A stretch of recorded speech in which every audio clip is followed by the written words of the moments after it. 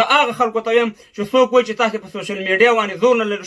الحمدلله په سوشل میډیا باندې چې کوم موږ کار کوو هغه د افغانستان حکومت نشي کولی. په سوشل میډیا باندې چې موږ کوم کار کوو هغه د افغانستان سفارتونه نشي کولی. سلامونه نیکې هیلې افغانانو ورونو.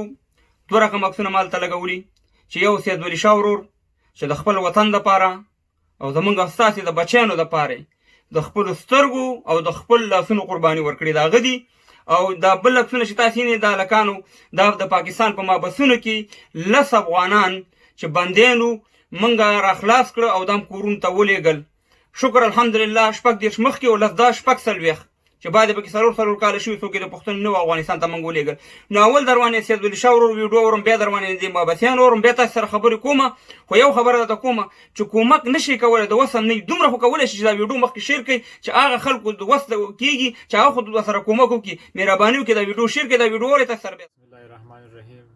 جرمني ورور نه یو ورور مرسته کړې وه، الله جل جلاله دې ورته دغه مرسته او صدقه یې کړې، خدای دې قبوله کړي، خدای پاک دې بالا عوض ورته ورکړي، خدای پاک دې د مریضان هم ښه کړي او خدای پاک دې ورته توفیق ورکړي او نور ورونو ته دې خدای توفیق ورکړي چې دغونې مرسته موږ سره وکړي او الله جل جلاله دې اجرونه ورته ورکړي. خدای پاک دې د دې زړه ارمانونه پوره کړي او خدای پاک دې مریضان ورته ښه کړي. مننه ترې کوو د مرسته ما ته راورسېدله. خیر اوسې ژوندی دې. سلام نه بعد دغه پیغام ده چې دغه 13 کسان موږ په دغه لاړکانه جیل کې بندي ولو. بیخي امید هم نه خو بس دغه طارق ورور او عارف ورور او باچا دغه کومک وکړو، بس دغه جیل نه آزاد کړو. 4 میاشتې سزا ولو پښتو چا 8 میاشتې د چا کال بس واړو. بس دغه ورور په حکومت باندې موږ راوختلو. سفیر ته څه وایي امبیسي ولا ته افغانستان چې کومه امبیسي ده؟ سفیر د خو دغه هغه ده چې شخصي خلکو د موږ کار وکړه کړل. سفیر د خانه موږ ته نه هغه 4 میاشتې په 8 میاشتې بدلې شوې. صحیح شو. تاسې واورئ د افغانانو ورونو اولنۍ ویډیو چې د سید ولی شاه ورور چې د افغانستان دپاره خپل لاسونو او د خپلو سترګو قرباني ورکړه. د یو سترګه کار کوي، یوه سترګه کار نه کوي، چرې پکې دي او دواړه لاسونه یې نشته دي. د ده دپاره مخکې ما پوسټ کړی و، بعضې ملګرو ته غږ اوچت کړی و، مګر هم تر اوسه پورې یو 2-3 کسان ورسره کومک کړی چې تقریبا 50-60 افغانۍ ټوټل لا دي. نو په 50-60 افغانۍ باندې د مشکل نه حل کېږي. افغانانو ورونو دا انډیا ته د ده تګ دی ورور په انډیا کې د ته نور لاسونه اچوي، د ده د سترګو علاج کېږي چې تقریبا 13 لکه انډۍ روپۍ خرچه په دې راځي. نو مهرباني وکړئ وایي چوک درې همیشه راغونډ شئ ملګري او دا انډیا ته ولېږئ. د سره ما بیا د ټلیفون نمبر یې دلته لیکلي، د واټساپ نمبر یې د سره مستقیم رابطه وکړئ، ما سره مه کوئ او د سره کومک وکړئ فورا. ورور دا په موږ او تاسې باندې د حق جوړېږي افغانانو. که موږ او تاسې په اروپا ملکونو کې که موږ او تاسې په عربي ملکونو کې مهرباني وکړئ په کلکه در باندې دا غوښتنه درنه کومه چې د دې د بچیانو د ده د مستقبل سوال دی. زموږ او ستاسې د بچیانو دپاره قرباني د خپل لاسونو د خپلو سترګو ورکړه.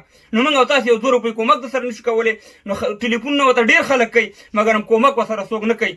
یو میاشت یوه نیمه میاشت کېږي چې دا زموږ په انتظار ناست دی. حکومت د سره کومک نه کوي. حکومت ورته ویلي 80,000 افغانۍ درکوو ام وعده یې ورسره کړې. ځکه حکومت نه خو موږ ګیله هم نه کوو، خو د زورواکو د چورواکو د غلو پکې راغونډ شوي دي بعضې هغه وروره هغې نه موږ توقع هم نه لرو.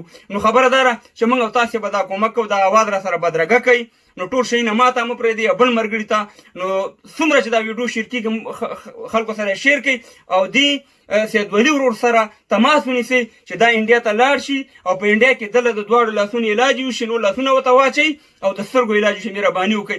بل دغه ویډیو به تاسې کتلي چې د پاکستان د مابسونو نه موږ 14 افغانان مخکې خلاص کړي او 10 دا شو 40 افغانان شو.